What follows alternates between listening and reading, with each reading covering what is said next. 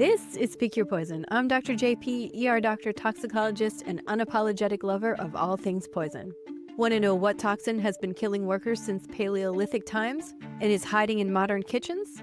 The ancient Romans called it widowmaker because husbands died so quickly some women had as many as 7. Stay right here to find out. This is an interactive story. Survival isn't guaranteed. Will our patient live or die? It's up to you and the choices you make.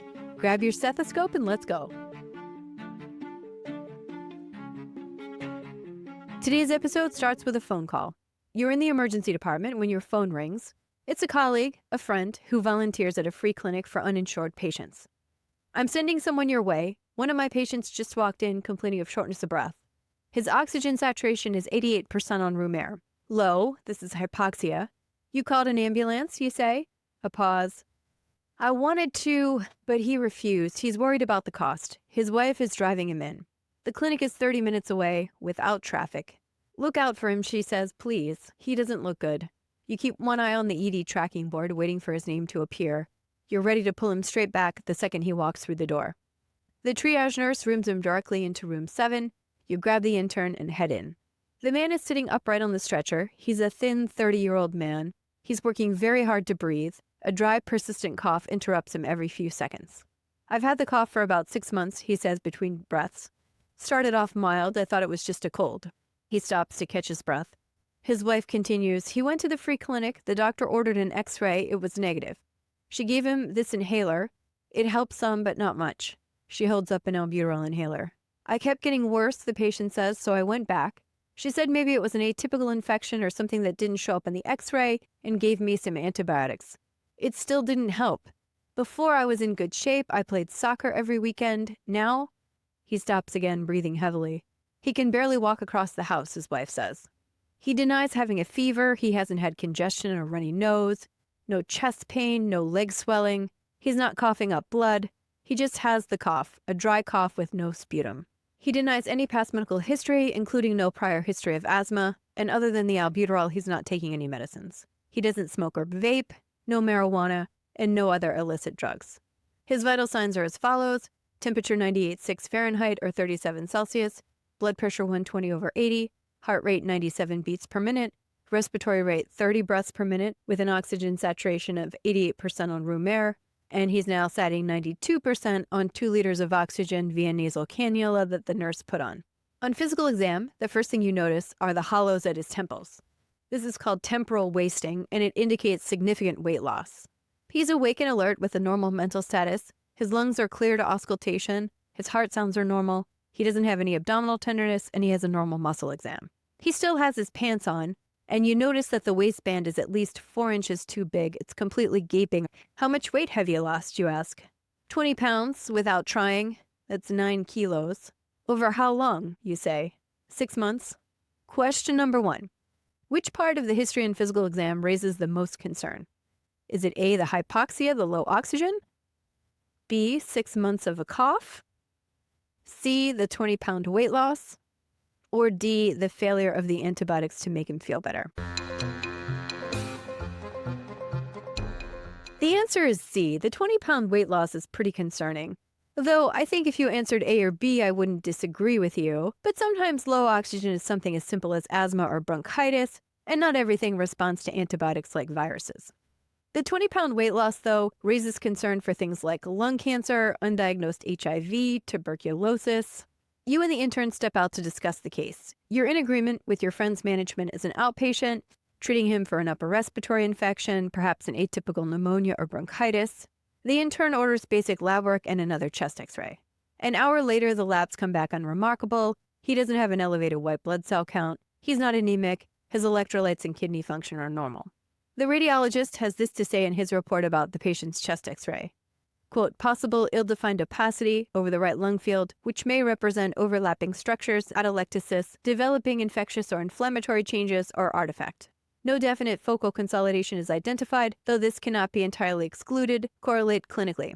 Great, your intern says. The classic radiology hedge. Let me translate this for you. In medical terms, the chest x-ray read is there could be something there, could be nothing, also could be just about anything. You tell the intern, let's get a CT scan of his chest. We can rule out pulmonary embolus, i.e. blood clots, and try to get a better understanding of what's in his lungs on the chest x-ray. An hour later, the two of you scan through the images together. She says, "Wow, his lungs don't look good at all. What is all that stuff?" She's voiced exactly what you were thinking. His lung fields are definitely not normal. Normal lungs look black because they're supposed to be filled with air. But in this case, much of his lungs are white, meaning they're filled with something else. What else is it? No idea, you say. Let's wait for the radiology read.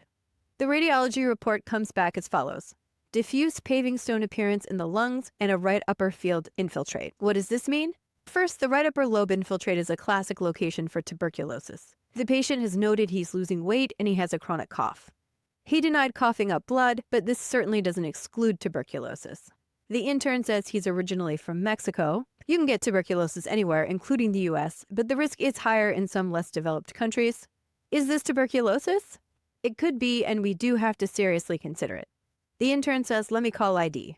I've seen lots and lots of cases of tuberculosis, both mild and serious, including even several cases of tuberculosis in the spine called Pott's disease. People can and do, of course, die from tuberculosis. They certainly will get low oxygen levels eventually, but this usually happens in the end stages of the disease. And our patient has had symptoms for months, not years. TB needs to be ruled out, but I'm not entirely convinced this is the cause of his rapidly progressive symptoms. After a few minutes on the phone, the intern says ID agrees with ruling it out via sputum cultures to check for Mycobacterium tuberculosis, as well as other types of atypical Mycobacterium. She says ID also thinks it doesn't completely fit here. The CT scan was negative for pulmonary embolus. They didn't see any masses to suggest lung cancer. But what's this about the paving stone appearance? Does it go with tuberculosis? It doesn't. In medicine, we love to apply Occam's razor, meaning we like to have a single diagnosis that unifies all the complaints rather than multiple different diagnoses. But I think this is a case where Occam's razor may fail us, and we do have to consider two problems. Also, this is a toxicology podcast, not a pulmonary one. The intern says she'll go back to get some more history. The patient moved here from Mexico 6 years ago. He's been working in a warehouse that manufactures parts for kitchens. He's not been taking anything over the counter, no supplements, no medicines from Mexico. He has a cat and 2 pet turtles. There's a family history of heart attack and colon cancer. Question number 2. Which of these elements is most concerning? A, that he's originally from Mexico. B, his family history. C, the pet turtles.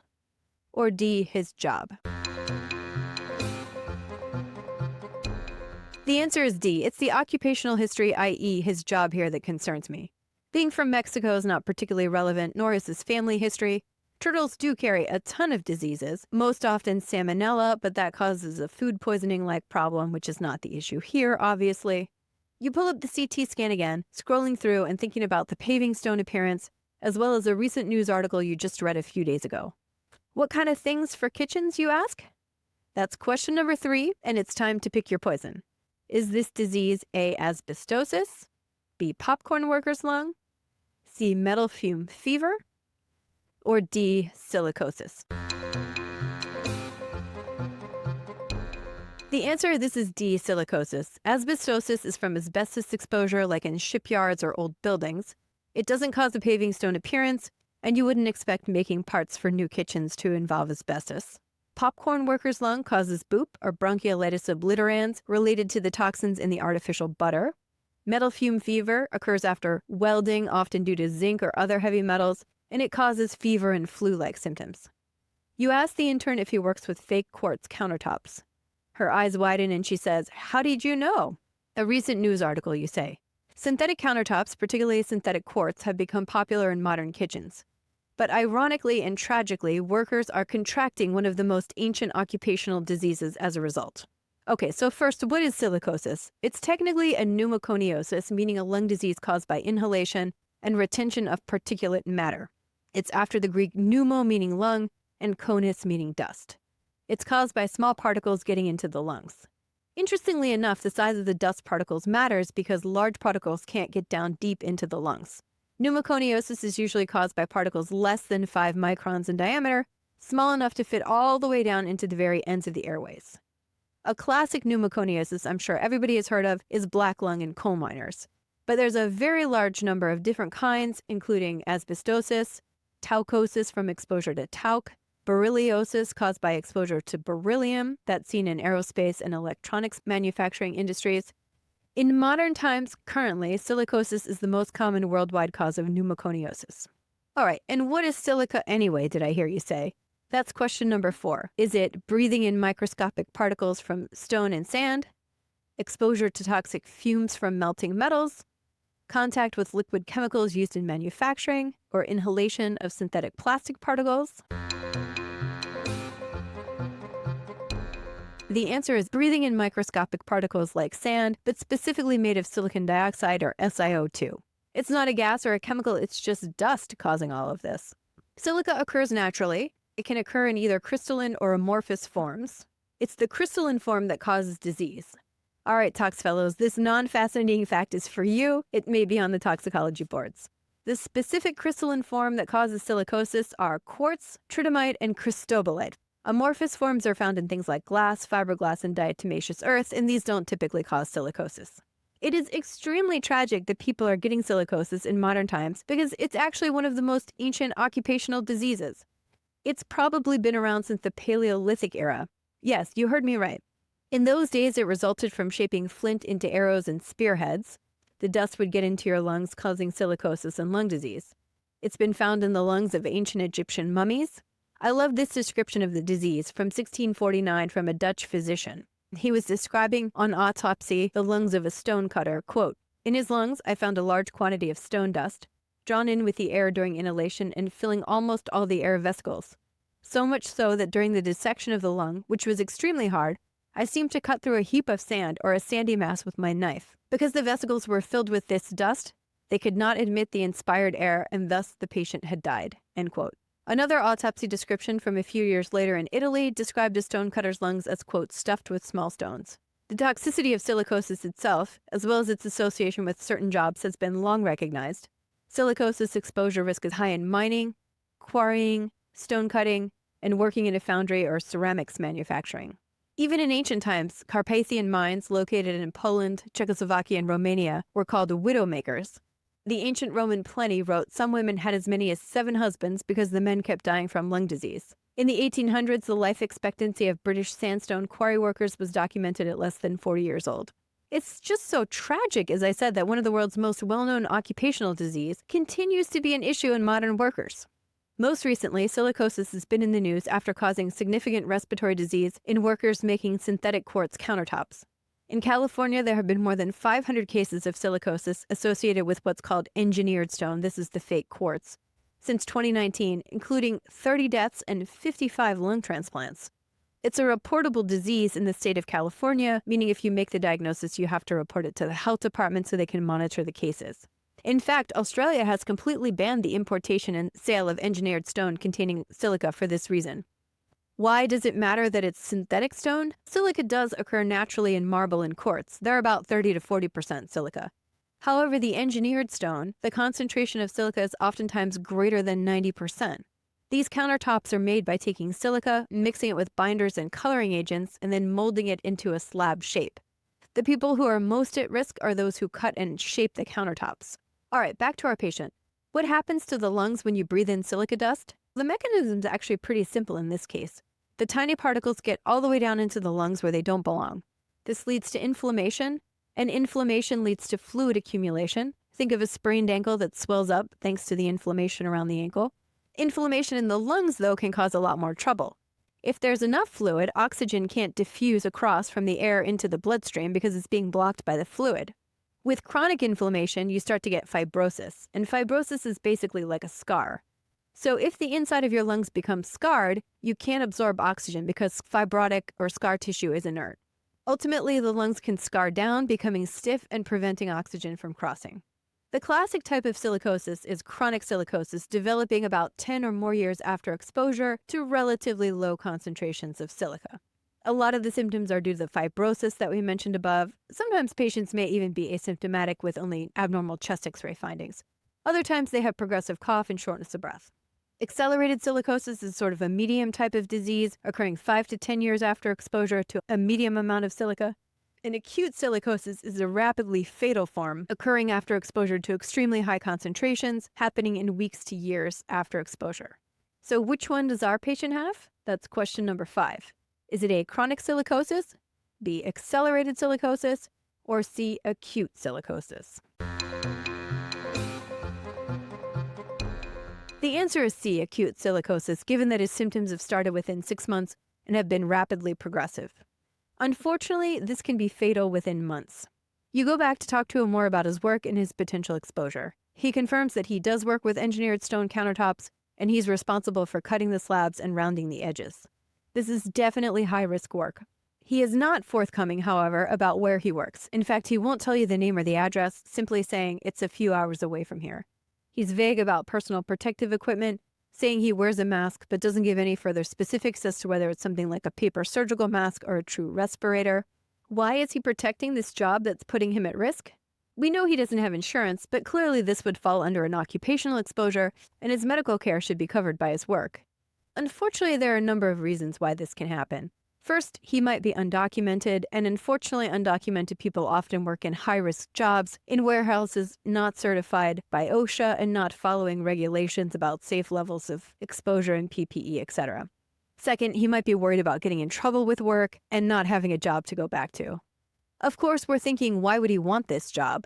But if the factory gets in trouble for OSHA violations, it could be shut down and he might be out of work altogether. You explain your concern that this could be silicosis. His wife starts crying, but the patient doesn't react, and you get the impression that he's not surprised and has already figured this out. Since his oxygen level is low, you admit him to the hospital for oxygen as well as for further workup with pulmonary and infectious disease consults. A week later, your intern tells you his sputum cultures came back positive. He's been diagnosed with both silicosis and tuberculosis. Is this a strange coincidence or extremely bad luck? It's bad luck for sure, but it's not a coincidence because silicosis and tuberculosis go together. Patients with silicosis have about 3 times the risk of developing TB as an average person. Because of the damaged lungs, it makes it easy for the bacteria to get in and take hold. There's also an increased risk of lung cancer because silica is a carcinogen. There's a risk of autoimmune disease, including connective tissue disease and vasculitis. Scleroderma is particularly associated with silicosis. How exactly do you diagnose this disease? There are tons of different criteria, some of which are radiographic, some of which are clinical. The bottom line is that a history of exposure, along with clinical symptoms that fit, is ultimately enough. A lung biopsy is not necessary to make the diagnosis, but if you do a lung biopsy, you can see the silica crystals sparkling under the microscope with the right dye.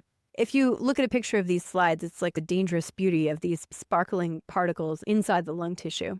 Silicosis dramatically reduces life expectancy. The degree to which it does depends on whether you have acute or chronic silicosis.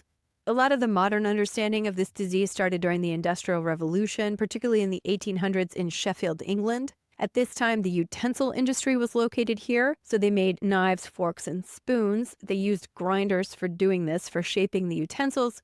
And it was known the grinders died at an early age, many in their 20s and 30s, and most before they were 50. They often use their grindstone as a tombstone, actually reflecting a very grim understanding of the nature of their death. I've said it before, and I just can't help saying it again. It's really astonishing to me that this disease is so well known and so well understood, but still, tragically, outbreaks happen with pretty regular frequency around the world. You might remember back in the 2000s, workers in Turkey were in the news. They developed silicosis from sandblasting, not from a mine, but from making sandblasted denim. One study of the 20 and 30-year-olds who worked in this industry reported a 5-year survival rate of only 69%. In 2009, sandblasting denim was outlawed in Turkey, but unfortunately it does still persist in other places around the world. Since 2019, California has been tracking cases of silicosis, and almost all the cases have occurred in Latino men with a median age of diagnosis of 46. The median age of death is 51. Occupational interventions can and do significantly reduce silicosis. There are occupational exposure limits. These work. Silicosis dropped dramatically in the U.S. and Western Europe in the 18th and 19th centuries after implementation of safety measures. And again, in more modern times, recent studies in the 90s from China and the UK confirmed a reduction in cases with strict implementation of dust control measures. One important step is to avoid what's called dry cutting.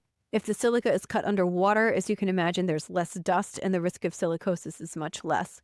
PPE is critically important, so even if there is dust, you don't get it into your lungs. There is actually still some debate about what should be the permissible exposure limit. According to OSHA, who oversees occupational health in the U.S., a permissible limit is 0.1 milligrams per meter squared. This still, though, results in an approximate lifetime risk of about 25%, So some are arguing that the exposure limit should be lowered to 0.05 because this might reduce the risk of silicosis to less than 5%. Anyway, back to our patient. He's treated with a multi-drug cocktail for tuberculosis. He continues to get oxygen in the hospital. What is the treatment for silicosis? Well, it's ultimately supportive care. Albuterol, i.e. breathing treatments if that helps, oxygen if necessary. The main and most important treatment is removing the silica exposure. Smoking cessation can help for obvious reasons. Ultimately, as I mentioned before, many patients require lung transplants, but the 3-year survival rate after lung transplants for silicosis is still only 76%. Steroids have not been shown to have a benefit. Physicians have even tried lung lavage, where they try to actually wash the silica out of the lungs, but this hasn't been shown to have a benefit either, unfortunately. There is some evidence from China. There are 2 medicines. One is an anti-inflammatory and another is an anti-fibrotic and an immunosuppressive agent that may be useful, although the evidence is still not definitive yet, but perhaps these will be useful in the future. I wanted to tell you about a really interesting source of exposure, one related to climate change, which we might be seeing more and more of.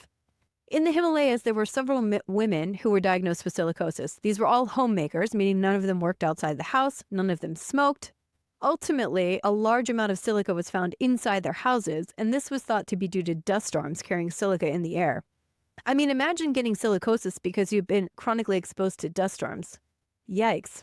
Back to our patient again. He's discharged home without oxygen. The pulmonologist thinks that treating the tuberculosis has improved his lung function in the short term, but his overall outlook is pretty grim.